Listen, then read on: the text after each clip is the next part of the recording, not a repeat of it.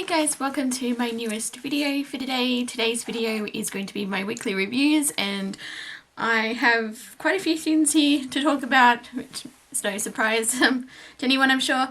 So I will just get straight into it because this video is probably going to be a long video. And as usual, starting off with the TV shows that I finished watching. I ended up finishing 2 series this week. The first one was Killjoys S1. Now, I didn't actually watch this as it was airing because I actually started watching Dark Matter first. That was the one that I was mainly focusing on. But then I started to hear about like a lot of positive buzz about Killjoys. And there's a lot of comparisons between the two shows, because I think on the Sci-Fi channel, like, they aired straight after the other or something like that. So yes, I think it was like you were either like Team Dark Matter or Team Killjoys, and I was curious to check it out, but then I was like, oh, I might just wait and see if it, gets renewed before I, get into another show. And then it got renewed for season 2, so I was like, right, I'm gonna, like, once I finished watching Dark Matter, I was like, right, I'm gonna check out this show. And you know what? I actually enjoyed I enjoyed Dark Matter, but I actually ended up enjoying Killjoys. It's a lot more lighthearted than what, and like more fun than what Dark Matter is. And yeah, I loved the world building. I loved the main characters. I loved Dutch. She's probably my favorite character.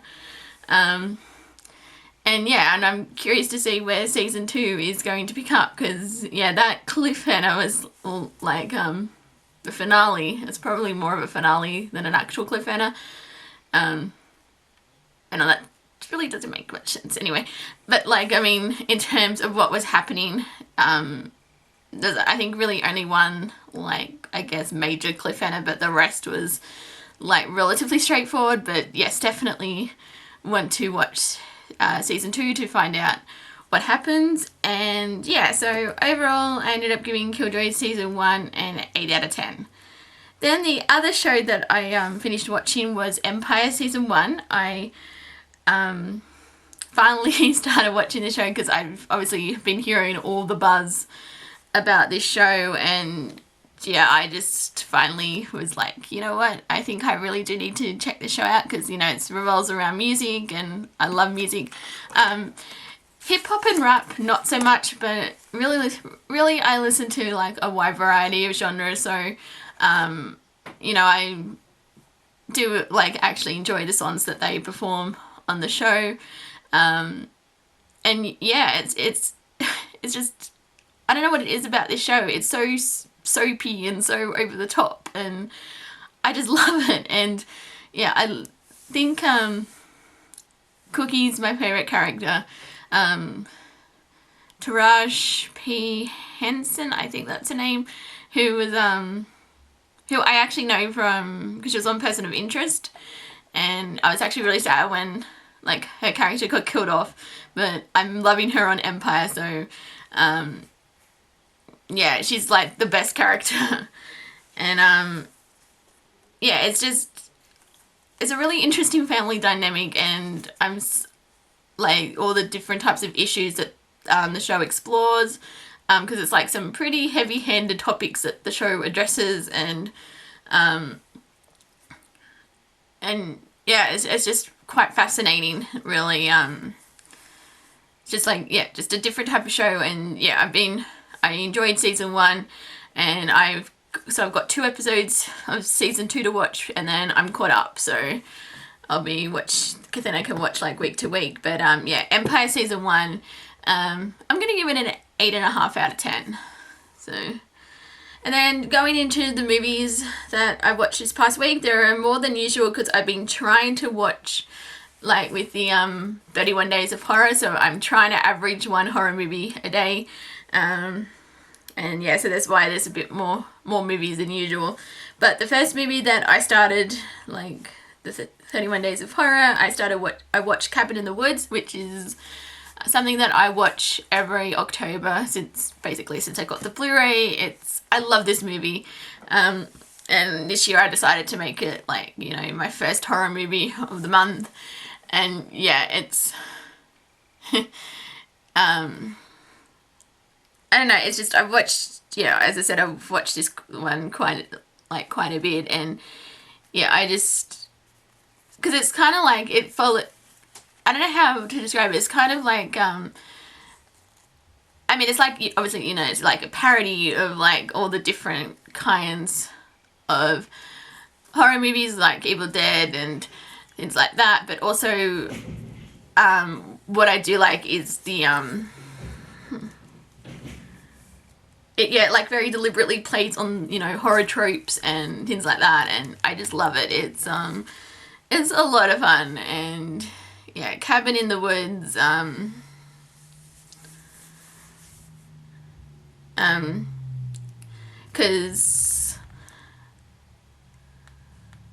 because also one thing that I do like about this one, because I like how it's sort of the scenario being played out is like, being controlled, like with the like the guys who are like watching it and setting things in motion and that, and I always liked when we cut back to those scenes and things like that, because I love Bradley Whitford's character. He's probably my favourite character in the actual like film, but yeah, Cabin in the Woods is, it's just a lot of fun, and I'm going to give it I guess an 8.5 out of 10. Then I rewatched The Last 5 Years. I watched this for the first time a few months ago, and I really loved it. Because I'd never heard the music or like really knew what the movie or musical was about until I actually watched the movie, because basically the main reason I wanted to check it out was because of Anna Kendrick's, and then I watched it and I ended up like really loving it, and yeah, I wanted to rewatch it again. So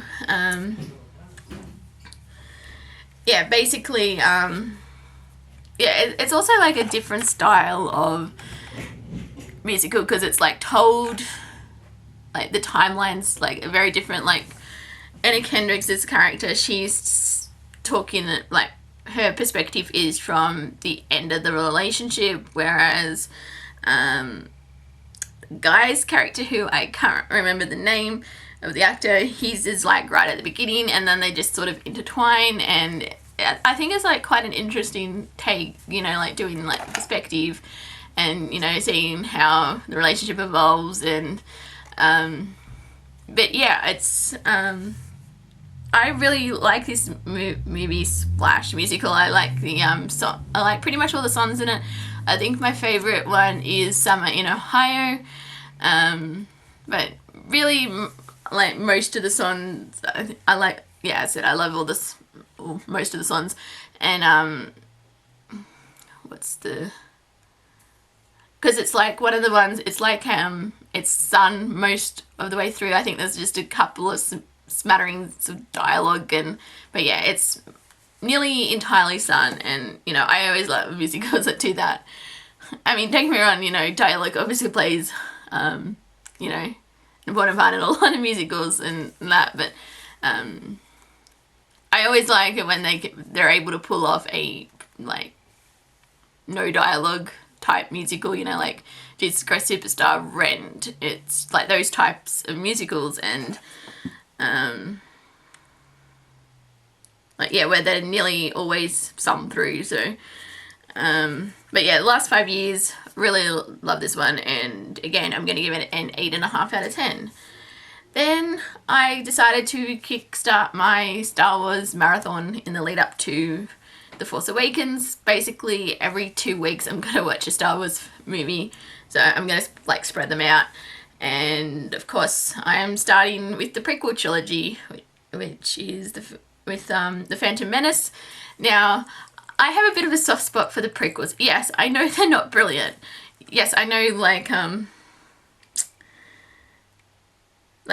yes, I will fully admit that they're not the greatest movies ever, but it's what introduced me to Star Wars, and I do have, as I said, I have a bit of a soft spot, especially for the Phantom Menace, because I saw that one in the theatre like back in '99 when it came out, and I think if I hadn't been taken on to see that, like it wasn't personally my choice to go see it, but because at that point I never watched anything Star Wars, but yeah, after that I pretty much went, and watched the original trilogy, and yeah, so yeah, for this reason alone, I probably have it in higher esteem than what most people would. But that aside, I really don't think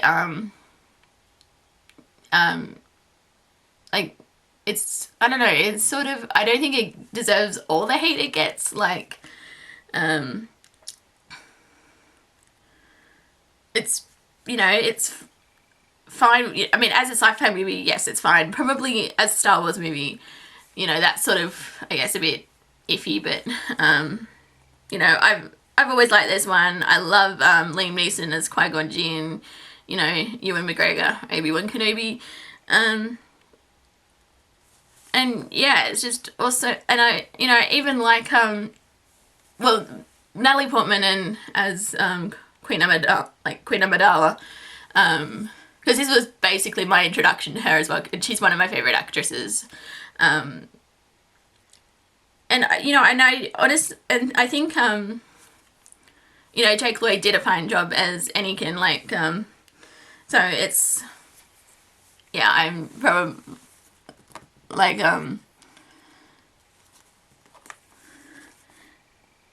yeah, so it's sort of like, yeah, basically it's come down to, I don't think it, I mean, I get why people don't like this film, but I honestly don't think it deserves all the, like, the bad rap it gets, but, and I'm also one of those very few people who, isn't annoyed by Jar Jar. Jar Jar's never annoyed me. I don't know what I've done wrong, but, yeah, it's, maybe it was, like, due to the fact that I was, like, 12 when, Phantom Menace came out, but, he didn't annoy me, because when I found out later how much people hated Jar Jar, I was like, honestly, I didn't think he was that bad, but, that might just be me. But anyway, I'm going to give the Phantom Menace a 7.5 out of 10, so then we get to a film that I actually hadn't seen before, and I watched The Sixth Sense by M. Night, of course, directed by M. Night Shyamalan. This is the third film that I've seen of his, because I've seen The Visit and The Last Airbender, and because this is the one that seems a lot of people love this film, and I'm no exception to that. I thought this was brilliant. Because I never, as I said, never seen this before. I mean, I knew the ending. Like, it was pretty much hard to go, like, when did this film come out? 99. So that's like 2009. It's like 16 years, I think that's, if my math is correct, but yeah, so it's almost impossible to avoid the ending to that, because it's like so ingrained in popular culture. So it's like, it doesn't really matter where you go, odds are, if you haven't seen the film, you've probably already been spoiled for the ending, which, it was actually fine, because I knew the ending, but I didn't know how they got to the end. Like, I didn't know anything else about the film, and it worked fine. And I think in some cases, like, I got to see those little clues that would, drop throughout the film. Like, I got to actually see that, and you're sort of like, oh yeah, it's like how they told the story, and yeah, I thought it was done really well.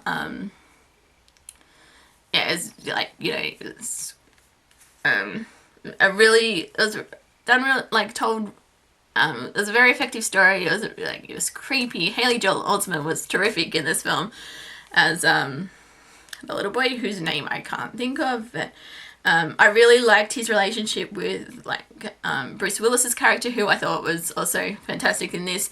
Actually, it was a really well acted cast, like, even like Toni Collette, who I didn't realize was in this film, because I was like sort of watching, I was like, wow, she's young, like, in that film. But yeah, it was like, because it had like quite a small cast, but it was so yeah, it was quite, like, I guess, intimate, like, because, we didn't have, like, it wasn't, yeah, occasionally, like, there were big scenes, like, the school play, the scene at the funeral with the little girl, that's probably actually one of my favorite scenes, the way that scene played out. But yeah, it was, yeah, overall Sixth Sense was just a really well done film, and I'm glad I've finally seen it. And I think basically I'm gonna give it a 9 out of 10. So then I watched, continuing on with my James Bond marathon, I watched Diamonds Are Forever, which was like the last official Sean Connery Bond film. I sort of, because it's been a while since like I've seen a lot of these earlier Bond films, and I was watching this and I was like, oh yeah, I forgot how much like it was actually a lot of fun. It was just I loved all the like which I suppose after the ending of On Her Majesty's Secret Service, it sort of had it take off in a different direction. One of the things I liked about this one was when he's trying to kill the head of Spectre. I thought that and he's like got all these different doubles and people like who are impersonating him, so you never know which one's the actual one. I always liked those scenes, and also oh, who's the two Mr. White and Mr. Kidd, are those the two who are always like trying to kill, who are killing people who like have own connection to the diamonds. I love those characters. They're probably my favourite characters in the entire film. Because one of my favourite lines in that is like, I think it's Mr. White, I think, because he goes, oh, she's quite attractive, and then the other guy glares at him and she's like, for a woman. I just like the way that line's delivered. But yeah, no, I like that. Yeah, it's not like, you know, this film's not the best Bond film, but it's a lot of fun, and yeah, I quite enjoy it. And I like the main Bond girl, who I can't think of what her name is, but I thought her character's quite interesting. Like,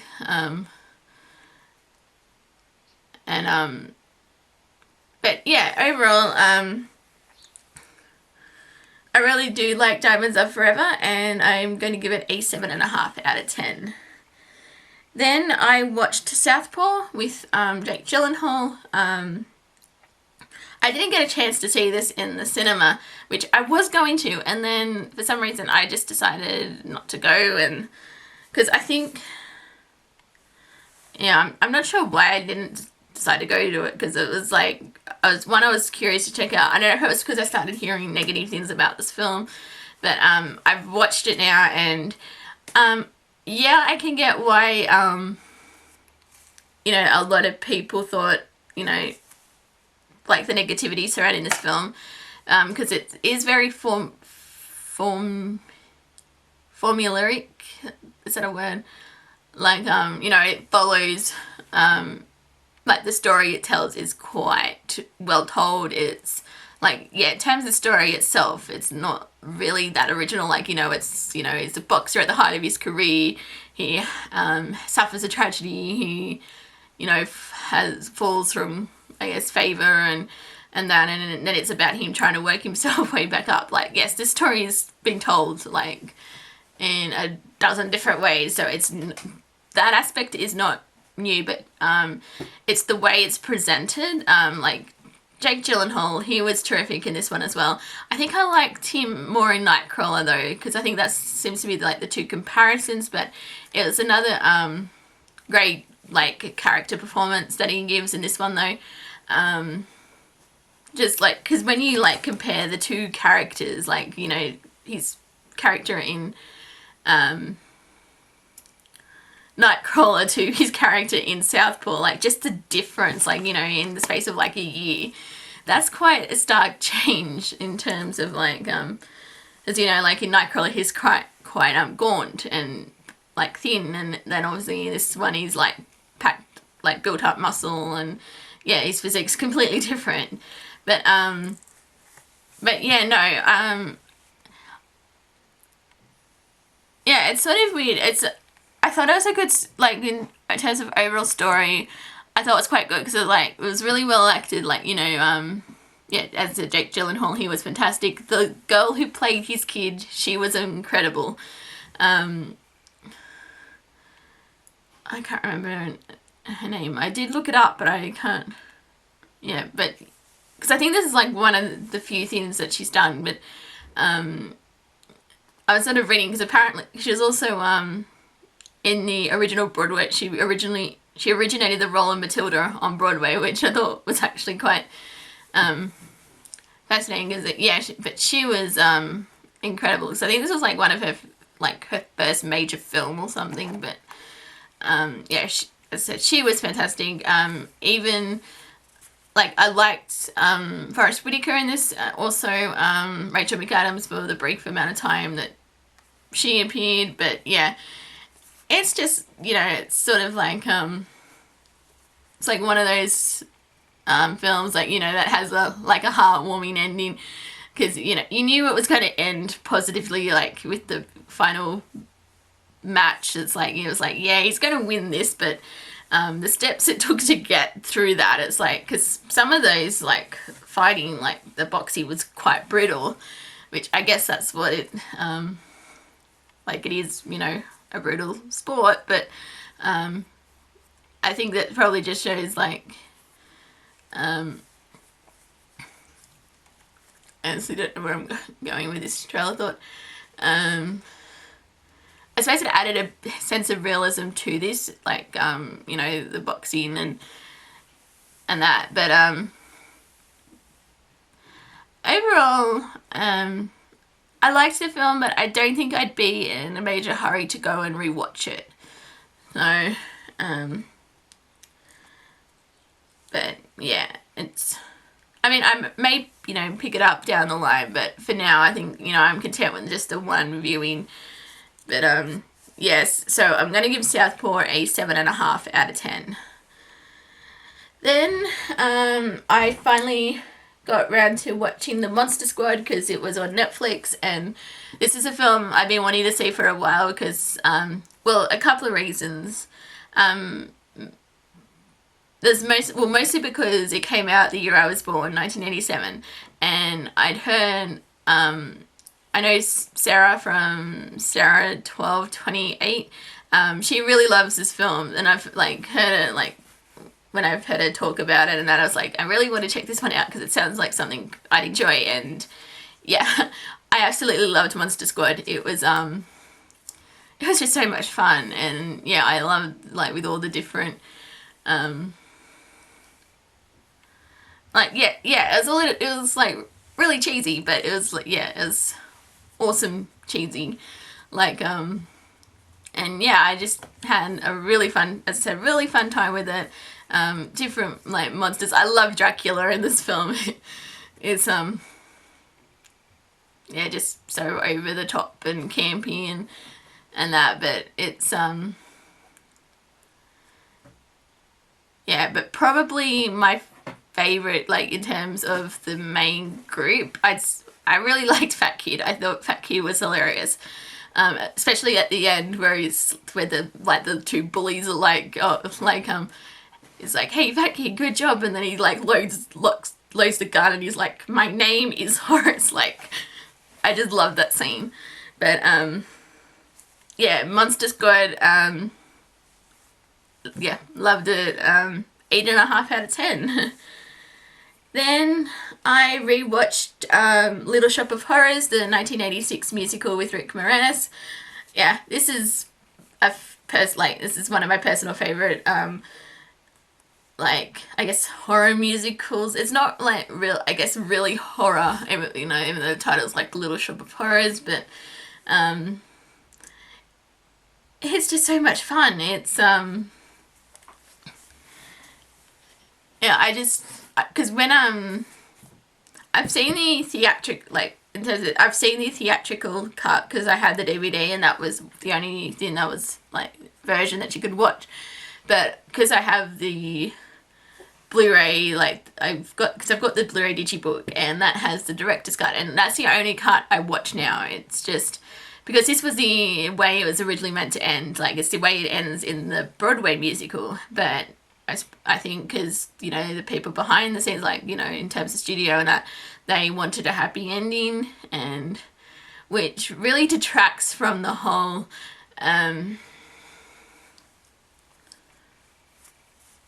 I guess, story, because when you like sort of go and watch it, it feels, that ending kind of feels really out of place.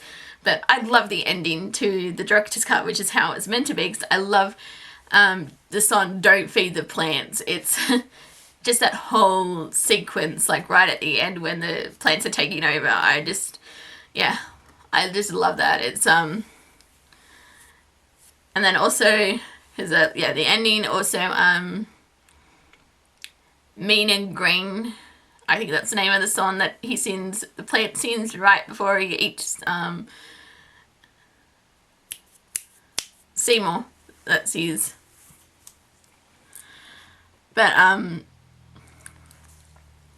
yeah, I just love this movie. It's so much fun, and yeah, again, it's like really cheesy and that, but and it also has like a really over the top performance by Steve Martin as the dentist too. So, like, yeah, I love his like role in this. But yeah, but also like just the amount of cameos that they have in this film. Like, 'cause you have, you know, people like John Candy. You've also got Bill Murray, who's, I love Bill Murray in the dentist scene. Yeah, it's just well, they're the two that I can think of off the top of my head who I know like they're in it. But yeah, there's heaps of like cameos and that, and I just love Little Shop of Horrors. And you know what, I think I'm gonna give this one a 9 out of 10. I just love it. It's great. It's about all I can really say for it. It's just then I watched another Bond film, which was Live and Let Die, the first Roger Moore film. And again, this one was because I sort of forgotten a lot of the plots of this one, because as I said, it's been a while since I've seen these ones. Like, I don't watch them as frequently as, say, the later ones, but I watched it and I was like, oh yeah. And then because I actually really liked the New Orleans setting, because I thought that was just like the feel that it gave, like just having a different like, I love, you know, this whole yeah, just the background, the music, yeah, it's just so I loved, like, yeah, the different locations that it went to, and like the island stuff I thought was really fascinating, especially like really well done with the like the main Bond girl who told like fortunes. I can't remember her name, but I liked her character. And yeah, overall it's like you know, not a favourite Bond, but I still liked it, and I'm going to give Live and Let Die 7.5 out of 10. Then I watched Trainwreck, which was a film that I initially didn't have much interest in, but then the more I thought about it, I was like, you know what, I do want to see this film. And I'm really glad that I did, because I ended up enjoying this film so much. It really surprised me, because I was like, you know, I went in, I was like, man, it's probably not really going to be anything that spectacular, but it was one of those, it kind of had, I'm not saying like it directly reminded me of Bridesmaids, but it had that kind of tone and feel. But I loved Amy Schumer in this. I thought she actually did a really good job in this film. And yeah, the film actually surprisingly had a lot of heart, which I wasn't expecting. But yeah, but this film just had me laughing. And the dog walker that with Daniel Radcliffe, those whole scenes were just fantastic. And yeah, those were probably some of my favorite moments, that just with the dog walker scenes, and also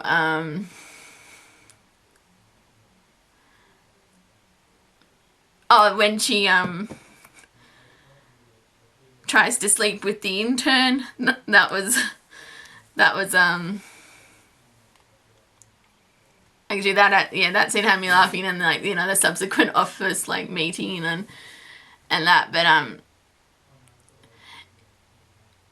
I mean, yeah, obviously it was like the film itself, it's like you know, you could tell, you know, it's like it's going to go along really well. Like this is a bit predictable, but it was like a fun kind of predictable, because, you know, you sort of had like, you know, like Amy Schumer's character, who isn't like, you know, she doesn't believe in monogamy, she doesn't believe in just one relationship, like being with just the one person, and basically she, you know, meets this one person who she thinks could be like, who she really likes, but is like, you know, based on her past history, it's like she knows it's not going to end well. And but it was quite interesting seeing her character evolve through like these different points, and yeah, you just sort of knew it was going to get to a point, and, you know, there was going to be, they're going to hit a rough patch, and then, you know, her life was going to fall like apart. And but it was just like, yeah, those kind of like moments you knew were coming. But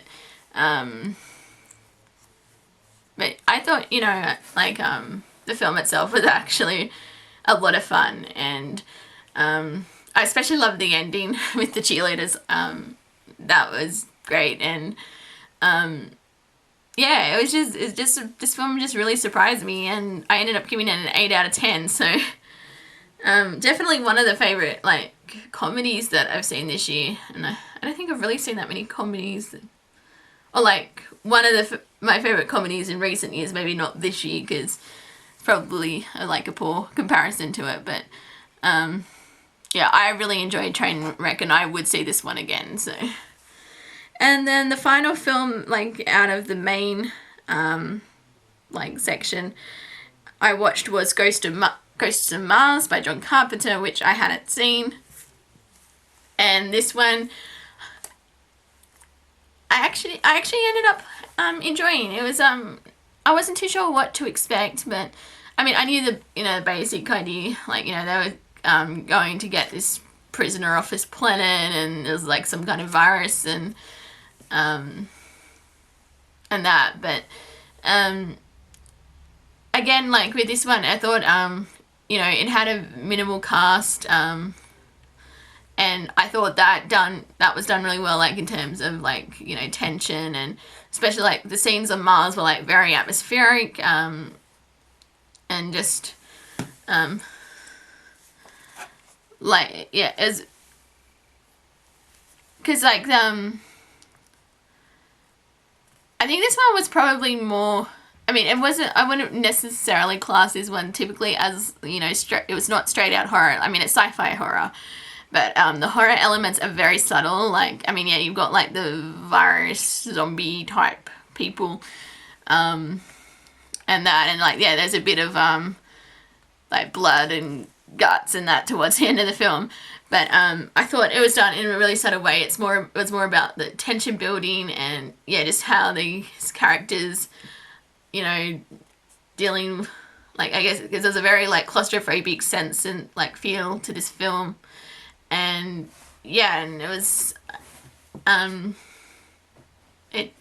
quite oh, let's see, like I was surprised, not so much surprised, because like I had a feeling I would like this, but I think I enjoyed it a bit more than what I was expecting to. And yeah, so and also what surprised me was that I actually knew people, like the people who were in this film, and I was like, because I was watching it and I'm like, I'm sure that's Jason Statham, who I wasn't expecting to be in this film. And well, actually I didn't even know who I was expecting to be in this film, but I was like, I'm sure that's him. And then I looked it up, and it was like, it was him. And then, so I think it was like just as he was starting to become like, I guess more famous.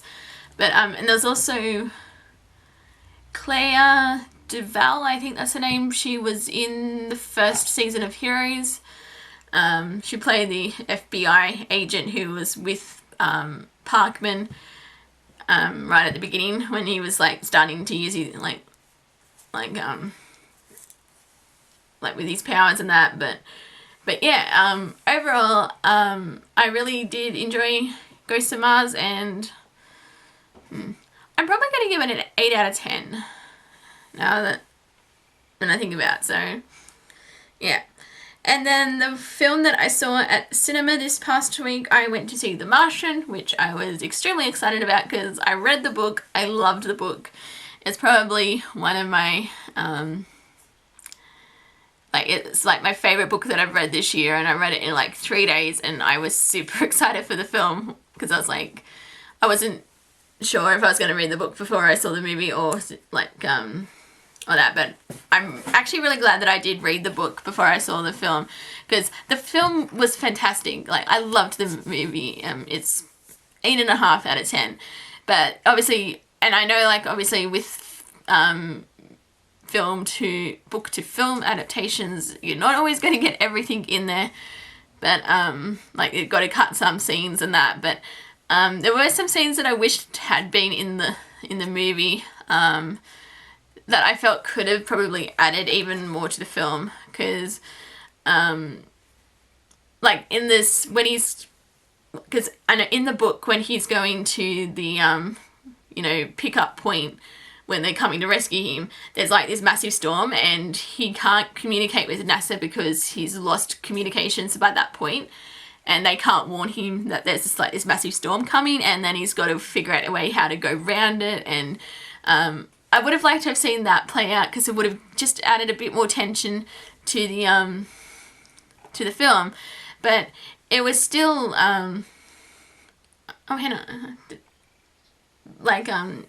to the film.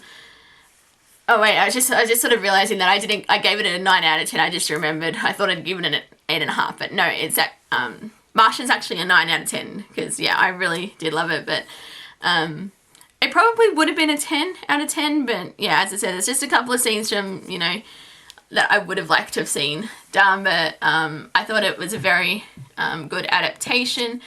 Matt Damon, he was fantastic in this role. Like, he really sort of played the whole, optimistic, going to survive, I'm not going to die. And then, like, just a range of emotions that he displayed in this film, like, because when it was just him, like, and he's like so like alone, and he really got that desperation, like he was trying to be optimistic and upbeat, and then but other times he was just so down and like really defeated, and he just felt like giving up, and he really just portrayed those scenes quite well. And it was just, and also going back to the whole like being like on Mars, it's a very visually stunning film. Like, the cinematography in this movie was fantastic. Just the shots of the Martian landscape, they were like done really well. You could actually believe, like obviously it's on Mars, but it felt really real. Like, just like I guess because it's set in, like, obviously it's set in the future where there's a Mars program, and it's like, it doesn't look cheap, but I think that's what I'm trying to say. Like, is like, so I don't think, yeah, it's just like done really well. And I liked actually, speaking of changes to the book, because I think a lot of people have commented like the Chinese part of where they're like talking about they can help them, that scene has like section the book, there's a lot more to that scene in the book. Like, they play a bigger part. I probably would have liked to have seen that aspect again expanded on, because it's done really well in the book. And but I think that they were pretty much probably my two minor quibbles with the adaptation. But I did like the cutscenes, you know, to Earth when they're trying to figure out how to like rescue him, and also to his crew, like when you know, when they figure out that they've left him behind, and when they decide to go ahead and rescue him despite, you know, NASA's orders not to. Yeah, I just sort of really liked it, and the tension actually was effectively built up. Even though I knew the ending, I was just sort of like, what if they changed the ending? So I was sitting there watching it, and like especially scenes like when they're trying to rescue him, and I'm just like, what if they changed the ending? And then, but yeah, so they were like really tense moments, like that I was actually surprised by, because I was like, it's kind of like one of those things where you think, oh yeah, I know what's gonna happen, and then yeah, but it was overall it was I thought it was a really well done film. Ridley Scott did a terrific job directing, and yeah, it was just a lot of fun, and I'm really really happy with how the film turned out, because as I said, like once I read the book, I was like, my expectations for this film were probably higher than what they normally would have been, but The Martian is just fantastic, and as said, it's given a 9 out of 10. So yeah, that's basically it. So I think I'm just going to stop it here.